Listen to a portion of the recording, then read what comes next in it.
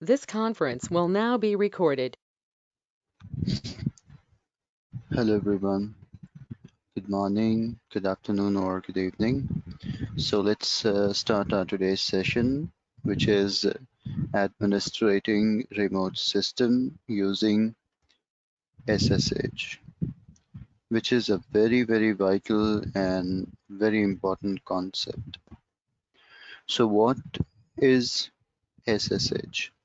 SSH basically stands for Secure Shell, and it is one of the safest way to have a communication between two machines within the network or over the network. See, normally to connect from any machine to other machines, especially in Unix environment, we use a concept called telnet. Now, telnet has become outdated because when you try to communicate from one machine to other machine, over the network, and if there is a hacker or sniffer is there between the network, then they can easily see whatever data you are transferring using telnet, especially your username password will become very open. Now same thing if you do over SSH, we have a client, we have a server. Now when they communicate, the total communication will be done in the form of encryption, right? See, when we try to exchange the data in the form of encryption, even if a sniffer is there between the network, they wouldn't be able to find what exact data you are transferring. Okay, they will only able to see encrypted information. That is the reason SSH has been preferred to have more preference whenever we are trying to have a communication between two or more devices. So this is the reason why we prefer going with SSH. Now moving forward, the configuration file related to SSH is etc sshd underscore config, and the daemon that must always be running is sshd. Okay. So let us log in into our machine and let's do some practical.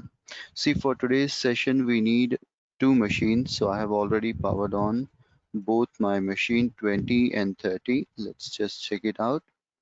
Yes, both machines are up. So from 20, for example, I would like to connect to 30 server. Let me just do a ping test. I'll say ping 192.168.10.30. So you can find out that 30 is pinging.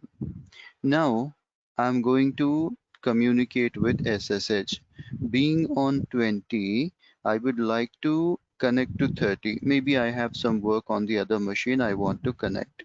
So the way we have to connect from 20 to 30 is you have to say SSH 192.168.10.30, the IP address of the other machine. Or if you have DNS, you can also go with simple names like SSH, whatever might be the name. So in our case, I'm going with just IP.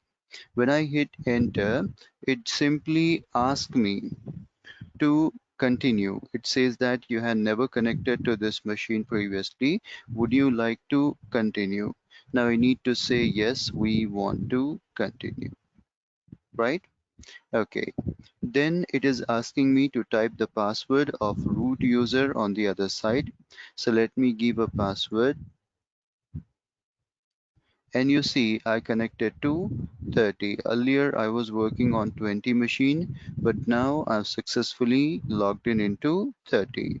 And if I say if config, you can find out that you are now connected to 10.30. Now, whatever you want, you can do on this server. You can create users, you can do whatever task that is required on this machine. And once your work is over, simply you have to say exit to go back to your previous connection. So I'm again back to mlinux 20.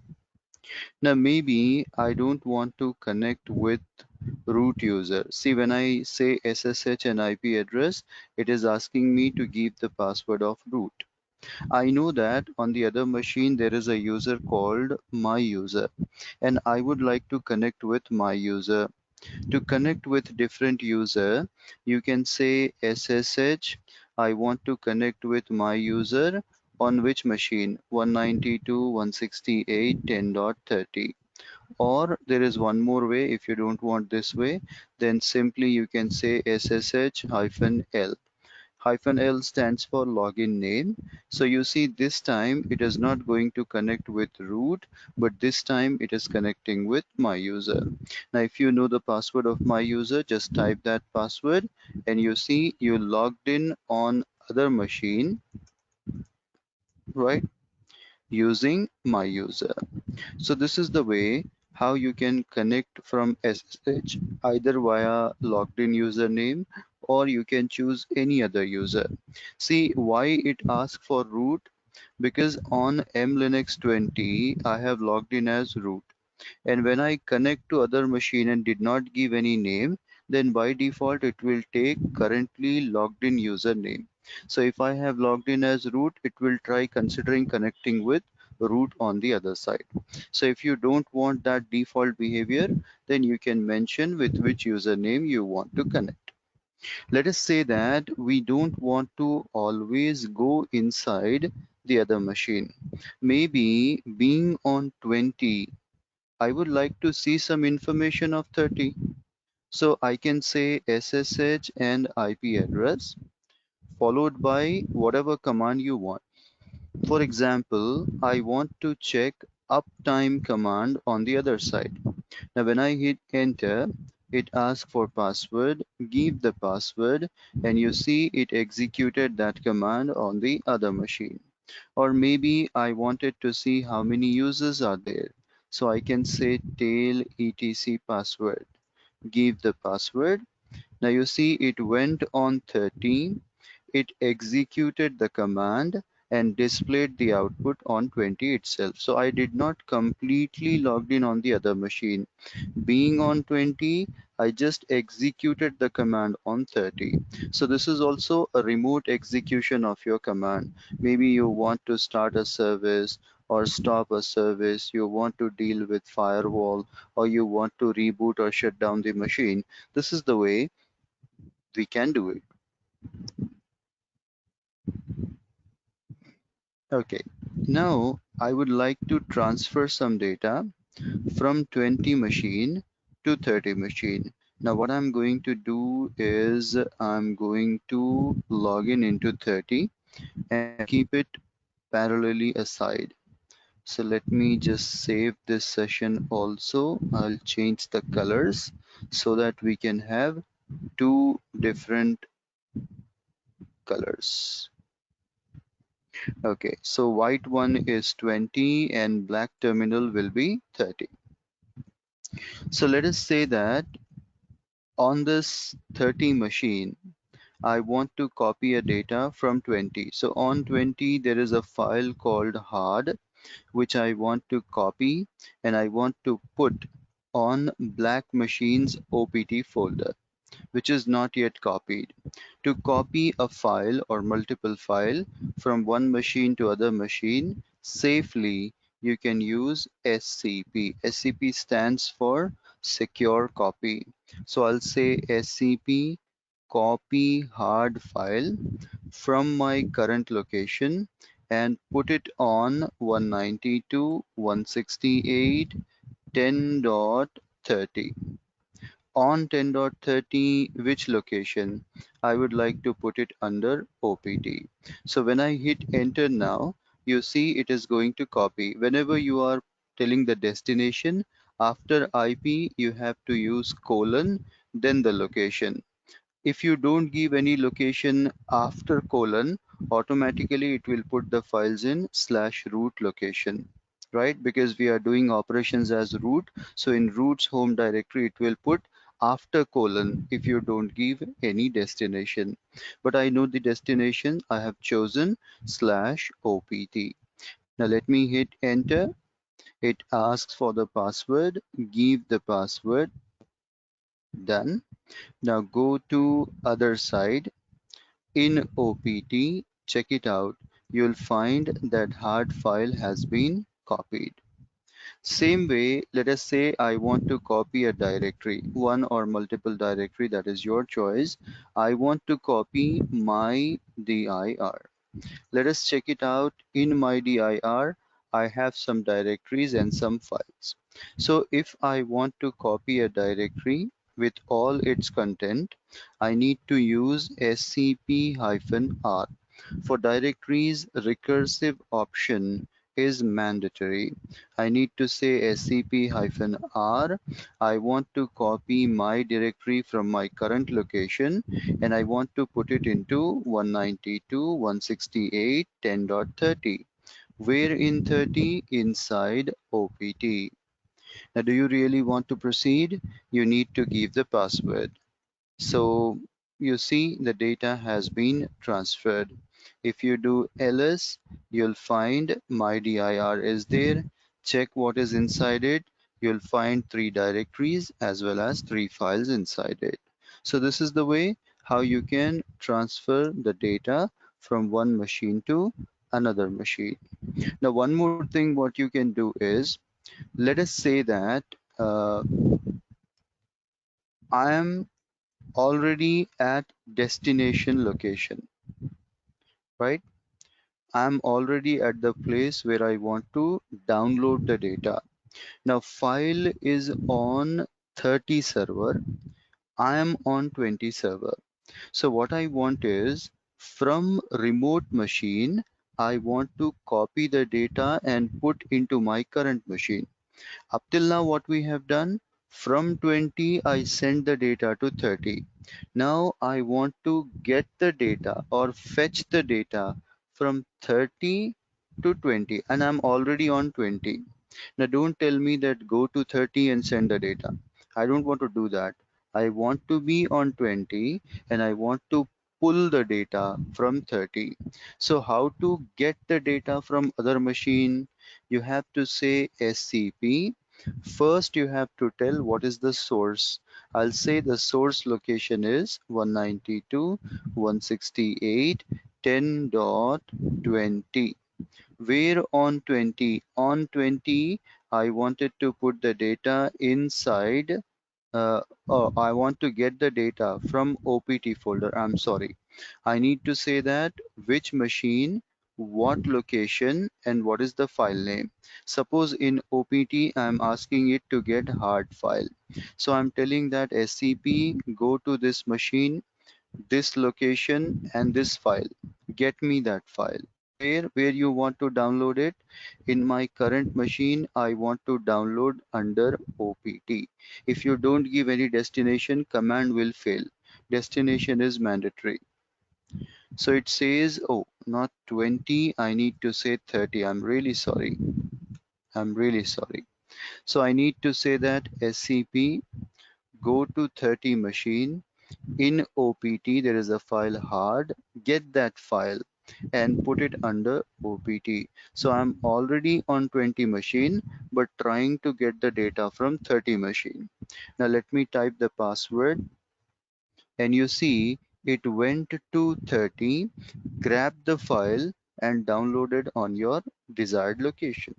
Same way you can ask it to download a directory also.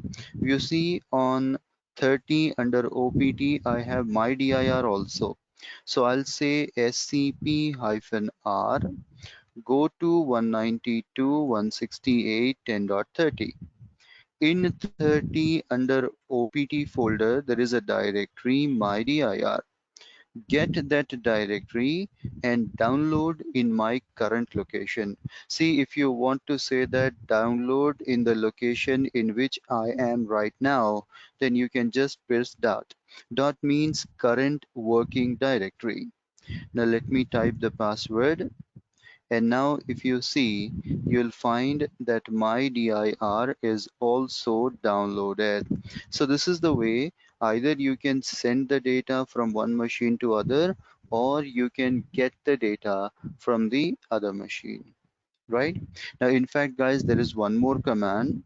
We call it as wget, webget. Suppose you wanted to download the data from internet. Now, if this machine has internet, then you can just say webget http whatever website it might be, right, followed by file name. So what it does is it goes to website and download that data for you, right? So wget is also a command. Sometimes, on an internet, you might have a piece of software, you want to download it, then usually you might see that people uses wget command also to get that file from web.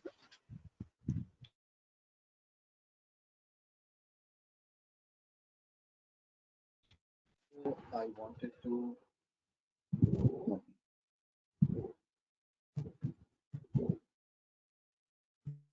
okay, I'm sorry, my mic just moved out. So as I was telling you that now we have learned how to send the data from one location to other using SCP. Let's try to learn a very, very, very important task called building a trust relationship or passwordless relationship between two machines, two users. Let us say that I have 20 and 30. Both are going to be part of Ansible automation or maybe clustered.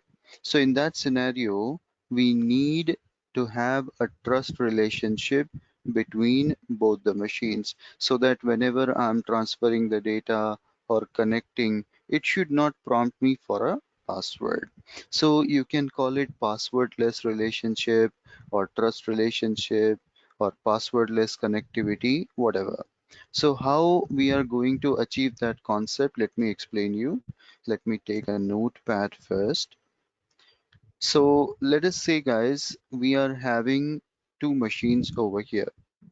Machine number one, 20, and I have another machine, 30. Now between these two machines, I wanted to make trust relationship of SSH. So you cannot make trust relationship between all users to all users. There is no free thoroughfare or there is no free connectivity. You need to choose users from both the side, and generally the best practice says that if you choose same name user, there will be no confusion, like you have created Ansible user on 20 and Ansible user on 30. So between Ansible of both side, we can make trust relationship. That means whenever I'm connecting from Ansible of 20 to Ansible of 30, no password, or Hamid of 20 and Hamid of 30, or Manoj of 20 and Manoj of 30, like that. So I'm going to use the most common user that would be definitely there on both the side. See, normal users, if you are dealing, you have to create same name users both side. But root, as you know, by default it is there, so we don't have to create it. So you have to log in as root and you have to generate SSH keys. So you need to use a command SSH keygen. When you use this command, a pair of key will be generated. A public key and a private key will be generated. What that public key, private key will do, let us try to understand. Private key, as the name itself suggests, is very confidential. We should not share it with anyone, but public key can be shared. There is no problem with that. So guys, what happens is in the home directory of that user, if I'm going with Ansible user, for example, so you have to go to /home Ansible and you'll find the keys. If you're going with Manoj user, /home Manoj, and you will find that key. But here I'm doing as root. So in root, you will find .ssh. So every user will get that .ssh folder. It's a hidden folder. See, if a folder starting with dot, that means it is hidden. So inside it, you will find a pair of key ID RSA and ID underscore RSA dot pub. Both the side you will find same name key. So you'll find ID underscore RSA One second, guys. ID underscore RSA or ID underscore RSA dot pub. So ID underscore RSA is a private key that is used for connectivity. See, sometimes what happens is people can connect to the system without using IP addresses. We can connect, sorry, without using passwords. I'm so sorry what I'm telling. So without using password, also you can connect to your machine. Like in AWS or Azure Cloud, when you create an instance, it won't allow you to connect with a password. You need to connect with that private key authentication only. So private key is very important, that allow you to connect to any machine without knowing the password simply by using this key. So we should not share it with anyone, but public key is meant for publicly sharing. If you want to build a trust relationship between these two machines, a simple concept what we are going to follow is we are going to copy the public key of first machine and we will put it into second machine. And second machine public key will copy and will paste it in first machine. But with what name we will paste it? See, you have to paste that key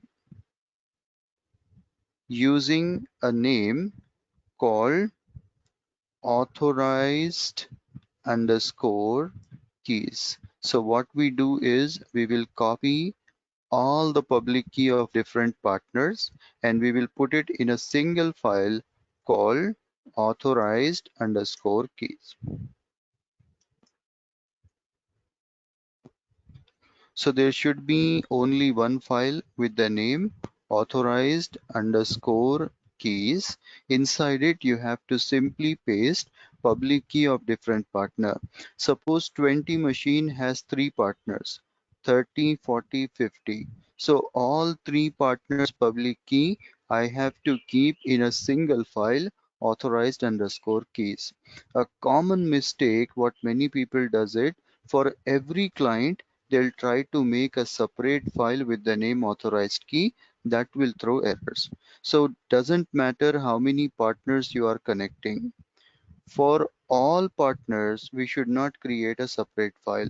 All partner keys we should put in a single file authorized underscore keys.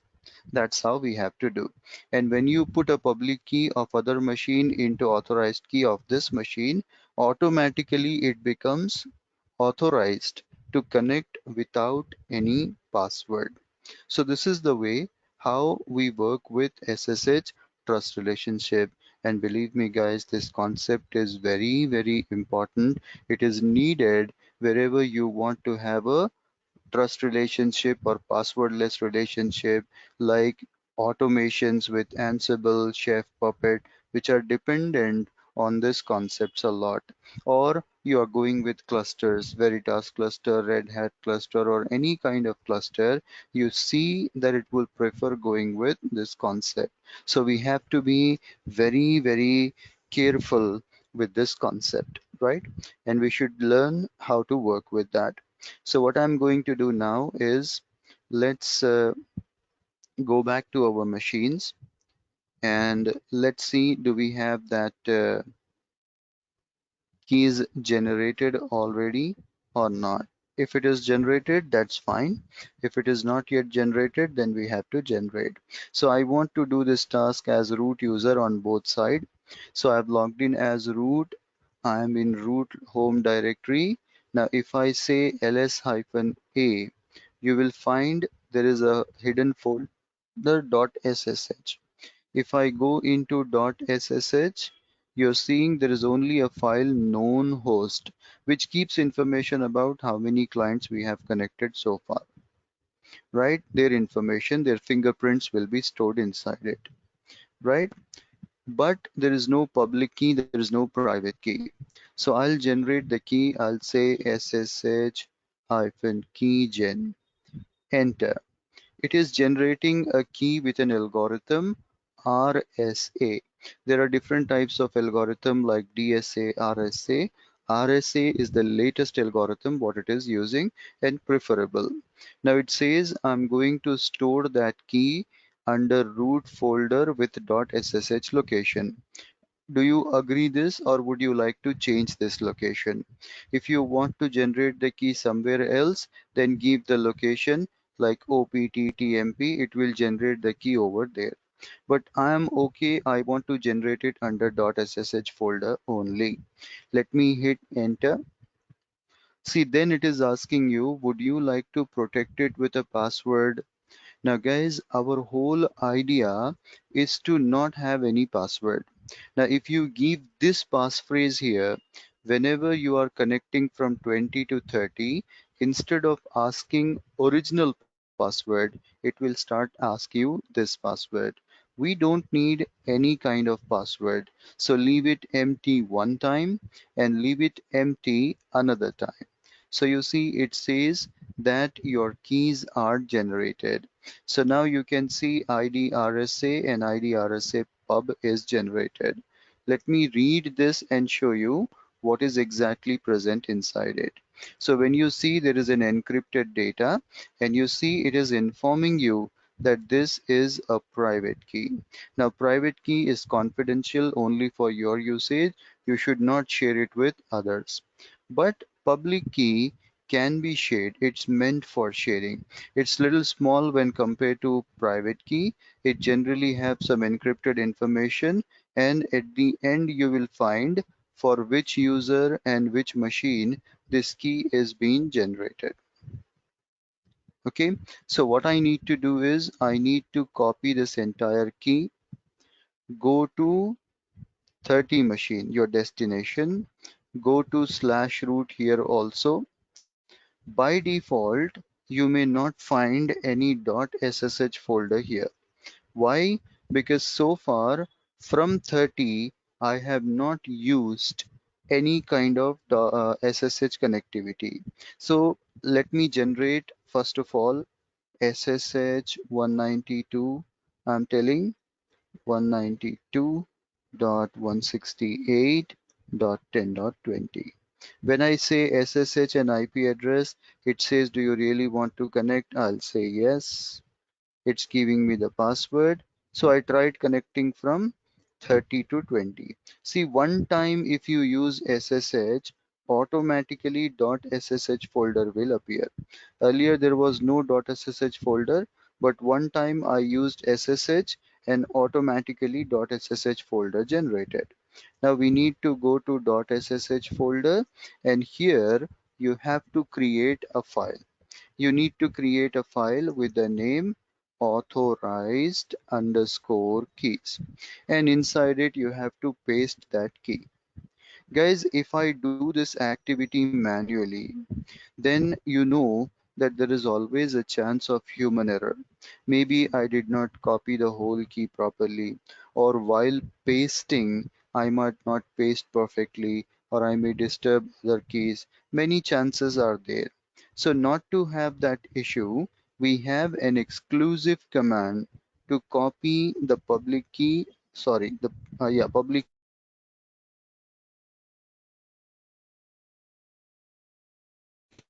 hyphen copy ID. Then you can say which ID you want to copy. I'll say copy an ID whose name is ID underscore RSA dot pop. To which machine? 192.168.10.30. Now you don't have to tell which location you have to paste it, what should be the name of the file on the destination, nothing. The command is so beautiful that it goes to other machine .ssh folder and find authorized key is there or not. If there is no authorized key file, freshly it will create authorized key and put that public key. If already authorized key is there, which is already holding 2, 3 public key, then without overwriting, without disturbing anything inside it, it will simply append the data into that particular file. So just the new data, whatever you are adding, will be appended into that particular file. That's it. So very simple and easy command is there. When I hit enter, it will ask me for the password. One last time, I need to give a password. Now it says we have generated authorized key. Let's go to other side. Last time there was no authorized key.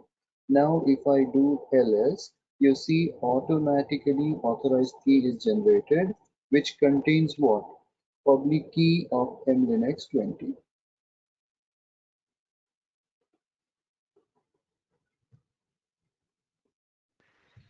I'm sorry about that. I think there is some issue with my mic today. Is it fine now? Is my voice okay, Satish? Yes, Harish, good now. It's okay now. Okay, thank you. Thank you very much. So as I was telling you that when you run that command, it copied the public key, pasted inside it, and you see under .ssh folder, you will find that you have known a host earlier, but after running the command, authorized key has been created, and inside it you can find that there is an content of public key of 20. So that's the way how we can copy that SSH keys from one machine to another machine. Now guys, if you try to connect, for example, I'll say SSH 192.168.10.30. Now when I hit enter, you see it is connecting without asking any password. In fact, if you don't want to connect, you just want to run some command. For example, I want to run uptime command. So you see, it went to other side, it executed the command, and no password has been prompted. But this is only workable from 20 to 30. Now let us say from 30, if you do the same thing, SSH and IP address, you see it still asks for password. And one more thing, guys, let me show you one more thing, that SSH will not ask password only when you are connecting as root user. If you are connecting as a normal user, for example, my user, whose keys you have not yet copied. So when I hit enter, you see it still asks for password. So we have selected a specific user. So from root of 20 to root of 30, that's it. You will be having passwordless. Other username if you use, again you have to give password. Now, as I was telling you, from 30, whenever we are connecting to 20, it still asks for password. So I need to get same passwordless relationship. To get passwordless relationship, we need to go again with generating the keys. So I'll be going with SSH hyphen key gen. Hit enter. See, as there was no keys, I'm generating the key. If there are already keys generated, no need to repeat this task, simply copy the key. So I'm telling that I'm okay with the default location. I don't want any password to be there on these keys, so leave it empty twice. And now if you do ls, you will find that you have IDRSA and IDRSA.pub. So public key we need to copy and put it into 20s.ssh folder inside authorized key. So on 20, you see there is no authorized key available. Now let me try copying the key by using SSH copy ID command. Last time I showed you one way. I showed SSH copy ID, then I used I mentioned the ID name, and then I mentioned destination. See, there is one more shortcut.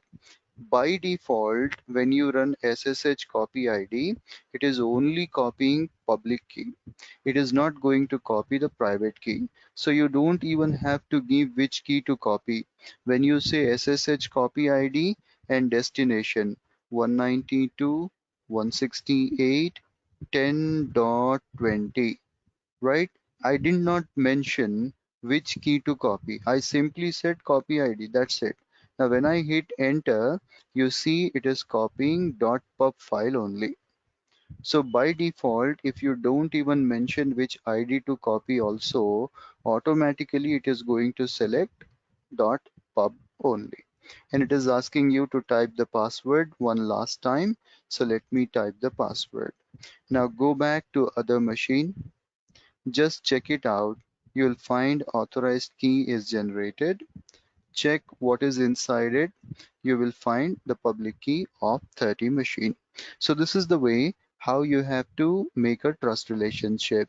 Now you run SSH and the IP address. You see, you are connecting. So this is the passwordless connectivity from 20 to 30 and 30 to 40.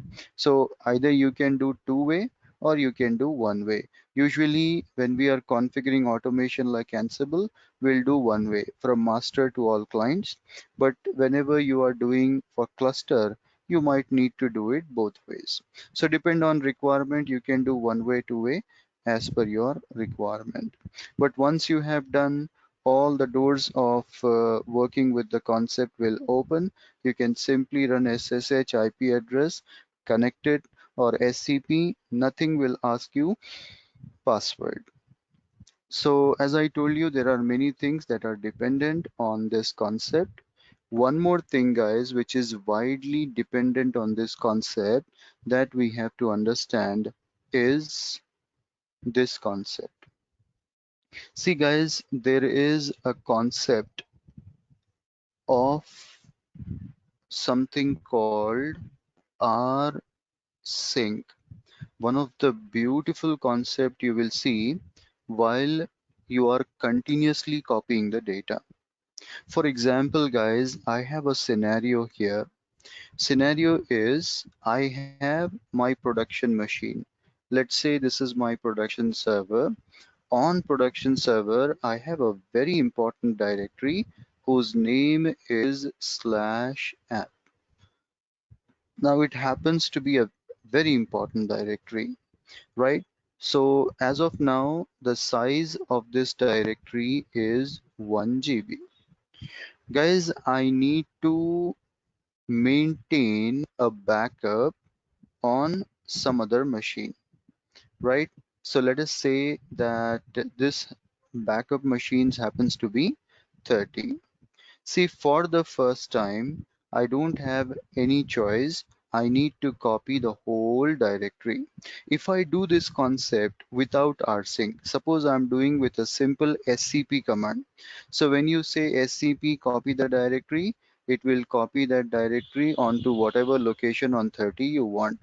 So suppose it has copied it again in slash location. Now, as of now, what's the size of the directory we have copied? 1 GB, right? Now, guys, next time I added some data. Maybe it's a database thing. Every day data will be added and capacity will increase. So let us say that the capacity has been increased to another 500 MB.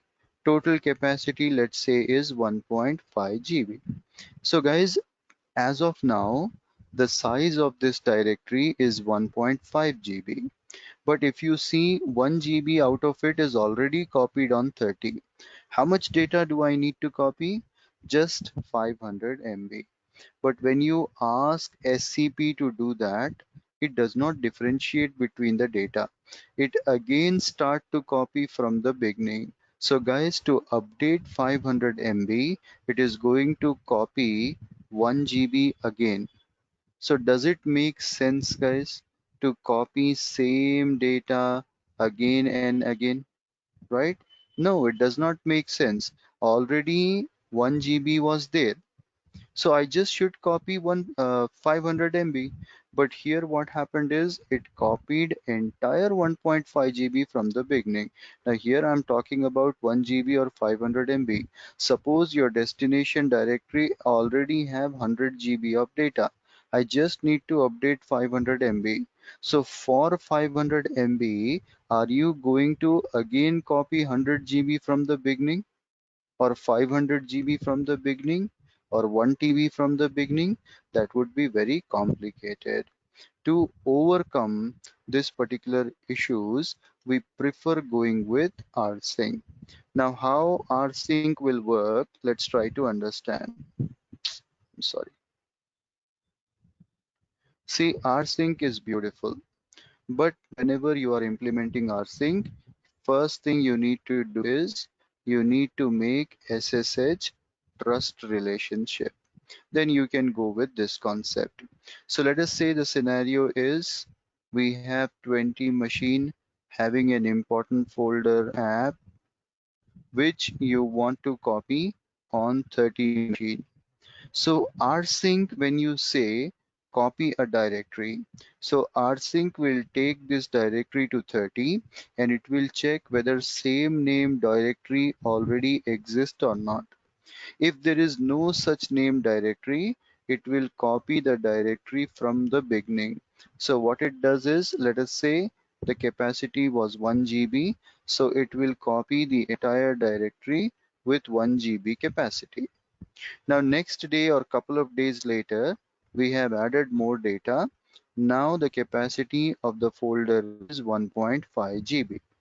And when you ask rsync to copy that directory one more time, very cleverly and very nicely, it goes to 30 and it checks that already same name directory exists or not. If same name directory exists, it start comparing the data, like what data is already present inside it and what data that needs to be copied. So very cleverly what it does is, instead of copying the data which is already there, it will only increment those data or those files which are not yet copied inside it. So what it is going to do, it is simply going to copy 500 MB, which is not there on the other side. So what happens is, when you add 500 MB and copy the data, it only copy that 500 MB which you have recently added and make the other side equal. See, as you know, the meaning of synchronization is to make the things equal, parallel, or same. Rsync is nothing but remote synchronization. It synchronizes the data between two remote directories. That's it. Now let us say next day you have just added 10 MB. Total capacity is 1.51 GB. When you perform rsync, it is only going to copy 10 MB and it copies 10 MB to the other side and make the other side equal 1.51 GB. Right? So this is the way how rsync will work. When you copy a data, it compares what is the data that is already there, right? If the data is already there, then it is only going to copy the new data that has been added. And let us say that if you have modified one file from one side, and when you perform rsync, then same modification to the file will be done on the other side, right? But what happens when you delete a data from one side? We'll see practically. I hope overall concept is clear that what rsync will do. Rsync will copy the data from one machine to other machine over the network, but it tries to search that same data exists or not. If same data exists on the other side, it is not going to overwrite the data. Simply, it is going to append the data if it is not copied. If it is already copied, it will do nothing. So let us see practically how this thing will work. So guys, what I'm going to do here is, on 20 machine, I'm going to create some directory. For example, so let me go to slash location and I'll create, or anyway, from anywhere I can create directory to slash app. For example, I'll go to slash app. Now this directory can be anywhere in the system, that is your choice. I'm creating in slash. Now over here, I'll create some data. For example, touch file 125. So you see on my white machine, I have created a directory with some 5 files. Now on my client side, I want to keep this directory in OPT. So under OPT, you can see hard and my directory. There is no other file. Now let me create let me copy it with rsync. Rsync is a default utility that comes with your operating system. You don't have to install it by any package or any command. It comes by default with Linux. So I'll say rsync -avz. A stands for archive, V for verbose, and Z for zip. See, I want to take the data in a closed archive so that while the data is transferring, no data is left behind. We will show you what's going on, the verbose output. Z will zip the data and transfer it to other side. So that if I'm copying GBs and TBs of data, zipping makes it small and transfer should be faster, right? And also I need to encrypt my data while copying. So I need an encryption of SSH so that if a hacker or sniffer is there between the network, they should not get the information which files are being transferred, right? Now, which directory you want to transfer? /app directory. To which location? To 192.168.10.30. In 10.30, I want to transfer it under OPT folder. So this is the way how your data will get transferred from one location to other location using rsync. Now you see we have already done trust relationship with root user. I have logged in as root user and I'm performing that task as root user. So it is not going to prompt you for the password. But if you have not done trust relationship, every time it is going to ask you for the password. Now let me hit enter and you see your directory with all the contents have been copied. Now go to other side and do ls. You'll find that app name directory is here. Just check inside it and you'll find all your data. Now let me come back to my white machine. I'll go to one of the file and inside, or let's increase the content, guys. I'm sorry. I'll say touch file 6, file 7, and file 8. So I'm having 8 files on white side, and if you check on black side, you are having just 5 files. Now when I run rsync command again, same command, no change, what would you expect? On white machine, there are 8 files. On black machine, there are 5 files. So 3 extra files are there on white machine. Now, when you run rsync command, it compares the data between both the folder. It finds that there are 3 extra files. Those files will only be copied. See, guys, I'm theoretically explaining that. Now, practically, I want to test how it works. So you can go with an option dry run. See what dry run will do. It not execute the command originally. It simply show you a trial or preview that actually if the command is executed, how it would work. So when I hit enter, you see that app directory has copied only 6, 7, 8 file. Till 5 it did not copy it. Why? Because it was already there. Nothing really happened or copied, guys, because you have used dry run. Dry run is used to see the preview of rsync command. Now I'm sure that I need this activity, so I'll remove that dry run option and I'll go for it. Now when you go for other side, check it out, you'll find that those 3 extra file has been copied. Now let's make it more interesting. I'll come back to white side and I'm going to edit one of the file. I'll say vim file 5. I'll say hello world. This is a test for rsync, whatever. Now let me just save and quit. Guys, on this side in file 5, I have some data. When I go to black side and if I say cat in app directory, read file 5, it says there is no data. So on white side, file 5 have data. On black side, file 5 does not have data. Now, if I repeat the rsync command, what would happen? Just do first dry run and see. So you see it is copying or updating file 5. So it will go to file 5.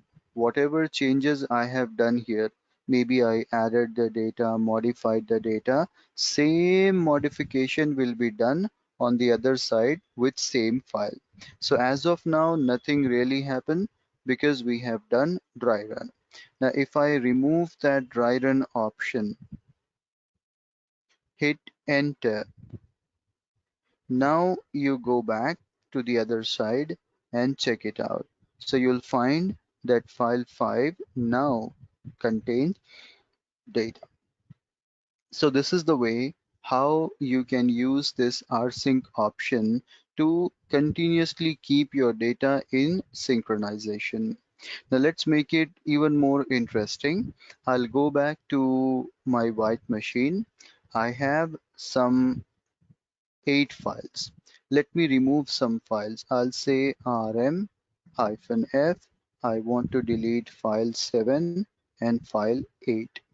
So you see on white side I have 6 files and on black side I'm having 8 files. Now when I run rsync, you see this time I'm directly executing the command. I'm not using dry run option here. Now when I hit enter, anything happened? Nothing. It did not inform anything. Go to other side and check. Any file has been deleted? No. Why it did not deleted the data? When I created fresh files, it copied those files to other side. When I updated one of the file, it updated the same files on the other side. But when I have deleted the data, it did not touch any file on the other side. The reason is the other side is called as backup. And why do we maintain backup, guys? If anything goes wrong, we should be able to recover data. Suppose by mistake I deleted the file on 20 machine, and if rsync is deleting it on 30 machine, then what's the role of backup? Right? So whenever you are dealing with rsync, rsync is not going to delete the data automatically. And moreover, deleting is a very, very careful activity. If you delete any data without thinking, without knowledge, then it is going to hamper your work. So anyway, if you really want to delete the file, then what you can do is you can use hyphen hyphen delete option, right? Now with this delete option, I can also use dry run for testing. So when I say delete, it goes to other side and it checks that how much extra data is there. All extra data will be deleted. So you see it says that according to app directory of 20, there are 7 and 8, 2 extra files which will be deleted. Nothing really happened, guys, because we have not run actual command, we did dry run. Now if I remove that dry run and go for it, you'll find that the data is actually deleted. So this is the way how we need to work with the concept of rsync, guys. Okay, one last thing, guys, there is a concept which is asked in interviews a lot. What is reverse rsync? See, sometimes on the server or on your main machine, you have deleted or lost some data. Now you want to recover that data from backup of your rsync. For example, on the other side, I have file 7 and file 8. So on black side, I have 8 files, and on white side I'm having 6 files.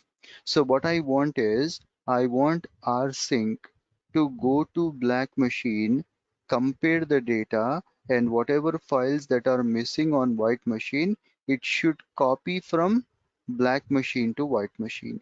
Up till now we are synchronizing with respect to white machine to black, but now I want it to synchronize from black to white. So in that scenario, we need to go with reverse rsync concept. So how reverse rsync work? You need to say rsync -avz -essh. I need to say that on 192.168.10.30 inside OPT folder, there is a directory with the name app. So I'm telling on remote machine inside OPT, there is app name directory. I'm asking to compare this directory on my current machine with slash. See, I want it to check in slash is there app name directory available or not. So in slash, if there is an app name directory available, it will compare the data and get those files which are missing on my current machine. If there is no such app name directory, freshly it will copy. Now many people make mistake here that they'll say that uh, synchronize with my current machine app directory. People say that on 30 machine under OPT there is app directory, and I'll say that synchronize it with slash app directory. See, the mistake over here is it will go to slash app directory. Inside slash app, it will look for one more app name directory. So do we have app name directory inside slash app? No. So when there is no such directory, it is going to copy the whole directory again in slash app. Did you wanted to do this? Never. What I wanted is I just want it to synchronize the data of slash app directory. So what I need to do, I need to repeat this command and just give mother location. I'm telling that in slash you check is there app name directory? If there is app name directory, compare the data. See, you can test it first of all with dry run. So dry run will tell you that it is going to go to other side and it will get the data 7 and 8 which is missing, right? So it will get that data. Or let me make it more interesting. I'll remove file 3 also. Now if you run rsync command with dry run. So you see it is going to get 3, 7 and 8. Those 3 files are missing from my current location, right? Now if I go with actual command and do ls, so you see file 3, file 7, file 8 all have been copied from backup side. So this is called uh, reverse rsync. Reverse rsync will be done whenever you have a doubt that from your primary location some files or directories are missing and you want to synchronize it from backup, then you can go for it. Now guys, rsync itself has lots of things. If you just go with man rsync, you'll find a huge information available. Pull method, push method, that is push is nothing but forward method and pull is nothing but your reverse method, right? So you can just go through these things. Lots of options will be there, and maybe it may also have examples. So you can see few examples how you can use it and which option stands for what, right? What are the other options you can use? All that thing you can find out inside it, guys. A huge list of inventory is there for all these commands.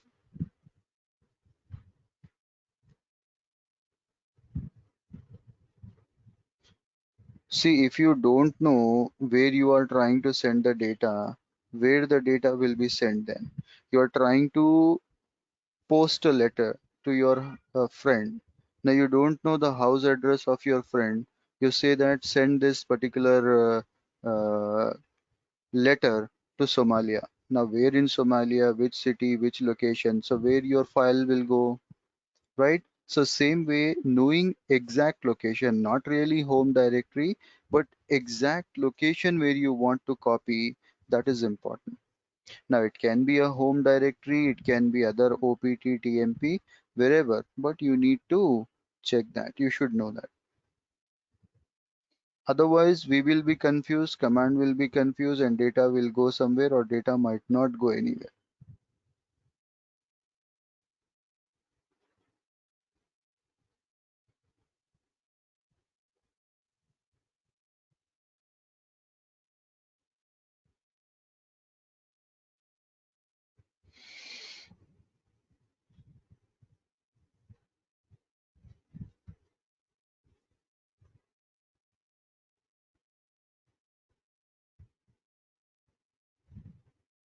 How should you know means what I'm saying. You are a system admin, you are copying application data, and if you don't know where you are trying to put the data, then better not to touch this concept then. See, as a system admin, when a task is given, you should know which directory you are copying and where you want to put that data. So as an admin, it is our responsibility, or maybe your task providers will tell you, or maybe the application which we are dealing, they'll tell you that application directory location is this. So we need to put it on. So let us say that on my current location, it is slash app, and they are telling that same name directory should be there on the other side inside OPT, right? So that's why you have to find out. Anyway, when you are performing tasks, you should be aware that what you are copying and where you are going to copy it. This much information you should collect by your own, at least by communicating with application team or whatever with which we are working.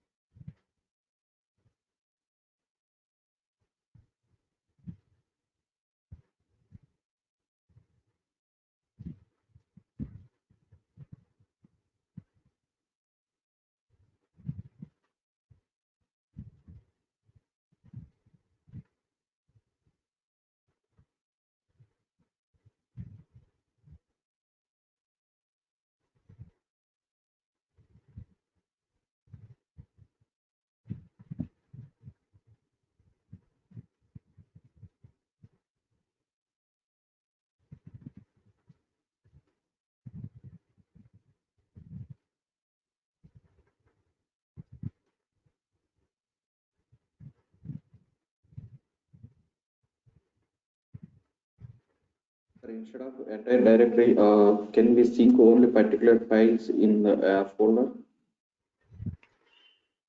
Instead of directory, you want to go with a particular file synchronization. Yes. Possible. See here, you need to just tell app and which file you want to synchronize like that. For example, um, I'm just telling cat greater than file 4. Hello world. Now you can say rsync hyphen avg hyphen e ssh. I want to compare slash app file 4, and I want to do this activity on 192.168.10.30. In 30, inside OPT app name directory, again there is file 4. Same thing will happen. Oh, I did not understood the concept well. Or if I just give, uh, has it done anything now?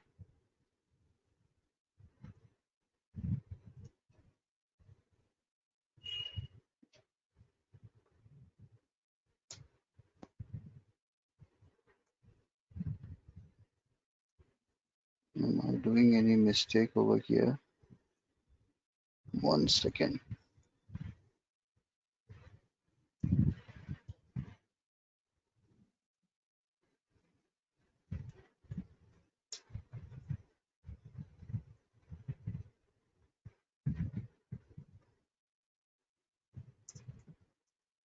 One second, one second, one second.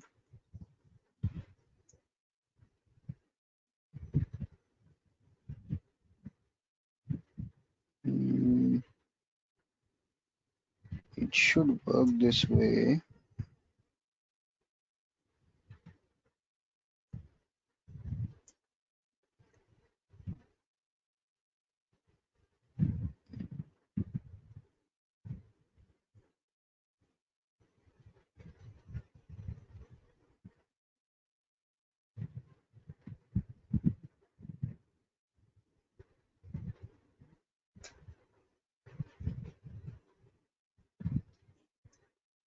No, so it's not working the way as you have asked. So maybe it is not able to deal with single file. It is dealing with the files inside the directory.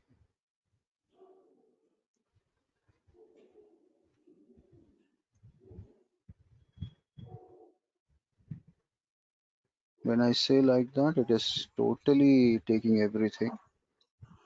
So single file may not be synchronized the way you have asked. Question was very nice. Let me check it out. How is it possible? If there is any way, I'll let you know.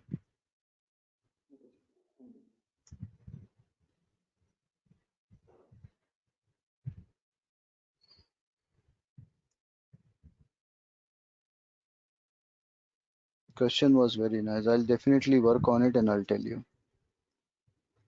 Because usually what I have seen is synchronizing a directories only that way. But individual file was a good thing. I'll let you know if it is possible or not.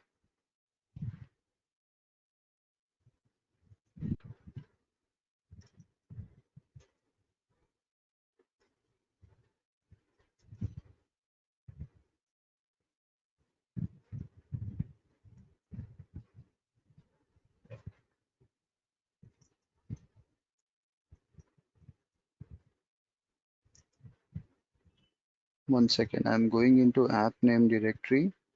Let me say cat greater than file4. Hello world. This is rsync. I hope it should work. So let me repeat rsync avc. I'll try to synchronize inside slash app file4 with a file which is present in app and file4. Okay, yes, it is happening. I'm sorry. Last time I did not updated file4 in app. I created the file in slash. That's the reason it was having issue. Now let me just check it out. Right. So it is possible, Satish, your question, what you have asked, between two files also, it is updating. So what I did on one side, I went to one file and I updated it, right? And then I told rsync to specifically target file4 on my current machine and file4 on the other machine. When I said that, it updated, and you see I got the data. Yes, sir, got it. Thank you.